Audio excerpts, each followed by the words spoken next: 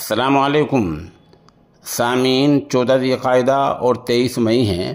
ख़बर का उन्वान है, क्या दुनिया एक और बड़ी जंग देखेगी? क्या चीन ताइवान पर हमला कर देगा? क्या चीन और ताइवान आपस में भिड़ जाएंगे? क्या एक और बड़ी जंग होगी? इसका जवाब हाँ में भी हो सकता है, फ़िलहाल ना में है। जवाब यूँ है कि चीन की फ़ौज ने ताइवान को चारों तरफ से घेर लिया है।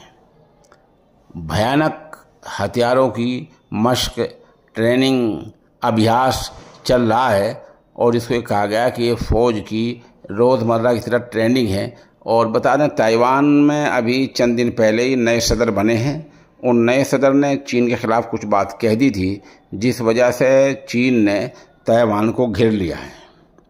उधर ताइवान ने भी अपनी फ़ौज रवाना कर दी है, वो भी इसी काम में लग गया है। बहरहाल चीन एक ताकतवर मुल्क है। अब देखना है कि इन दोनों मुल्कों में क्या होता है। नई जंग शुरू होती है या चीनी फ़ौज पीछे हट जाती हैं। आप हमारे साथ बने रहें। खबर जैसे अपडेट होगी आपको उसकी इत्तला दी जाएगी। चीन ने ये जो नई घेराबंदी शुरू की है, ये आज ही शुरू की है।